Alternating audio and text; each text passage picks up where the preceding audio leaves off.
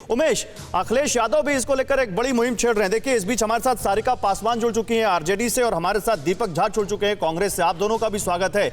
लेकिन उमेश, जरा हमें बताइए, लखनऊ में आज क्योंकि समाजवादी पार्टी ने मंडल कमीशन के सहारे एक बड़ा कार्यक्रम, मंडल कमीशन के नाम पर एक बड़ा कार्यक्रम रखा है और फुल ऑन चुनावी मोड में है समाजवादी पार्टी, इससे इनकार नहीं किया जा सकता।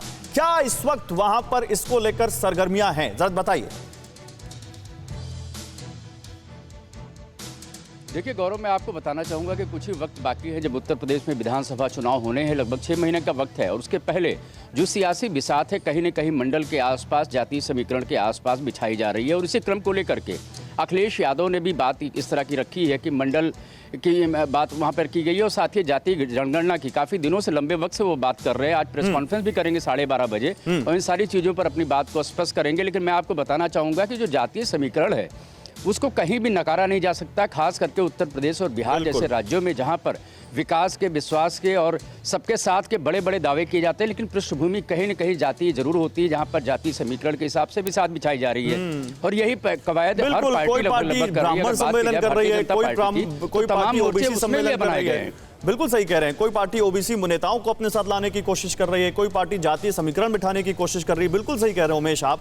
तो जाति तो एक बहुत बड़ा फैक्टर है इंडियन पॉलिटिक्स में, इसको इनकार नहीं किया जा सकता। और जब इतना बड़ा फैक्टर है गुरु प्रकाश जी, तो पहला सवाल आप ही से पूछ लेता हूं, फिर जातीय जनगणना क्यों नहीं? क्यों ना आप लोग कह रहे हैं कि जातीय जनगणना नहीं होनी चाहिए? नहीं गौरव, ऐसा कौन कह रहा है? बीजेपी कह रही है।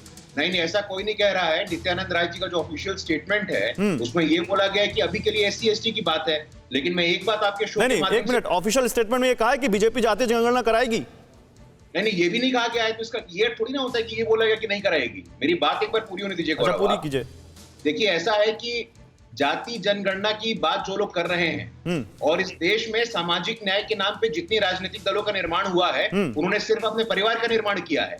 पिछड़ा होना क्या होता है? पिछड़ा होना क्या होता है इस देश के प्रधानमंत्री जानते हैं। इस देश के यशस्वी प्रधानमंत्री पिछड़े वर्ग से आते हैं। पिछड़ा होने का दंश उन्होंने झेला है। तो मुझे नहीं लगता कि जातीय जनगणना इकलौता ऐसा मापदंड है जो ये तय करेगा कि आपकी प्रतिबद्धता क्या है सामाजिक न्याय के प्रति। मैं बताना चाहता हूं आपको, 70 साल हो गए ना गौरव, आज तक काउंसिल ऑफ मिनिस्टर में, मंत्री परिषद में इतनी बड़ी संख्या में ओबीसी संख्या के लोग थे? नहीं थे। नीट में 1986 में सुप्रीम कोर्ट ने कहा था कि नीट में आप ऑल इंडिया कोटा में ओबीसी लेकर के आइए, कोई नहीं लेकर के आए। देखिए, दुख होता है कि भाई जो मंडल की बात करते हैं, 1990 में राजीव गांधी का सदन का भाषण है, उन्होंने कहा था कि मंडल कमीशन की जो अनुशंसाएं हैं वो इम्प्रैक्टिकल हैं, अप्रासंगिक हैं, और वही लोग आज गोदी में बैठे हुए हैं उनके। तो मुझे लगता है कि इसमें मैं समझने की मैं इससे जवाब लूंगा, मैं इस बारे में विपक्षी पार्टियों से जवाब लूंगा। आपको मैंने टाइम दिया, आप मुझे बताइए, नित्यानंद राय का 10 मार्च को इसी बारे में राज्यसभा में एक ऑफिशियल स्टेटमेंट है जिसमें वो कहते हैं कि भारत सरकार ने सिर्फ अनुसूचित जाति और अनुसूचित जनजाति की आबादी की जनगणना का निर्णय लिया है। तो ये जातीय जनगणना के बारे में हो गया फैसला। मैं यही तो पूछ रहा हूं, क्या अनुसूचित जाति और अनुसूचित जनजाति से इतर भारतीय जनता पार्टी 2021 में जब जनगणना कराएगी या अब नेक्स्ट जो कोरोना की वजह से जो टल गई, आगे जो जनगणना होगी, क्या उसमें सभी जातियों की गणना की जाएगी और क्या इसके आंकड़े जारी किए जाएंगे? और उस पर विचार होगा, कोई पूर्णविराम आप इसके पक्ष में हैं? नहीं, इस पे विचार होगा, लेकिन मैं इस पक्ष में हूं। मेरा आर्गुमेंट गौरव ये है कि सामाजिक न्याय के प्रति आपकी जो प्रतिबद्धता है वो सिर्फ जातीय जनगणना से सिद्ध नहीं होती है, काम करना होता है। क्लियर नहीं है अनुराग भदौरिया, आप इनकी बात समझ पा रहे हैं? मुझे तो समझ में नहीं आ रही कि ये क्या कह रहे हैं कि जातीय जनगणना हम कराएंगे या नहीं कराएंगे। क्लैरिटी नहीं है, आपको समझ में आ रही है। और मेरा सवाल ये भी है आपसे कि आप क्यों चाहते हैं जातीय जनगणना हो? आप ये क्यों नहीं चाहते कि आर्थिक आधार पर जनगणना हो और जो लोग आर्थिक आधार पर पिछड़े हैं उनको आगे बढ़ाया जाए?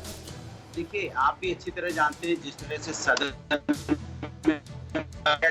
जनता पार्टी के नेता ने कहा कि हम जनगणना नहीं कराएंगे। उन्होंने बोला जाति के नाम पे जनगणना हम नहीं कराएंगे। तो मैंने उनसे साफ मेरा सवाल है, इस देश के अंदर में जनगणना कराने में दिक्कत क्या है? जिसकी जितनी हिस्सेदारी है उसकी उतनी भागीदारी है। भाई पता तो चले ना। वैसे इसी मंच पे तो प्रधानमंत्री जी तो अपनी जात बचा के वोट मांग रहे थे, मैं बैकवर्ड क्लास से आता हूँ। तो फिर अगर जाति पे आप यकीन नहीं करते हो तो फिर जात का नाम क्यों लेते हो कि मैं बैकवर्ड क्लास से आता हूँ? तो ये मैं आपसे बोलना चाहता हूँ, इस समाज को, ये भारतीय जनता पार्टी समाज के अंदर में सिर्फ और सिर्फ नफरत की राजनीति का विकास करती है। समाज को जोड़ने की तो बात करती नहीं है। भाई आपको अगर इतना ही समाज से प्यार है तो समाज के लिए आपने क्या किया आज तक? किस समाज के लिए क्या किया? हम कहते संपूर्ण उत्तर प्रदेश, संपूर्ण देश के लिए आपने क्या किया?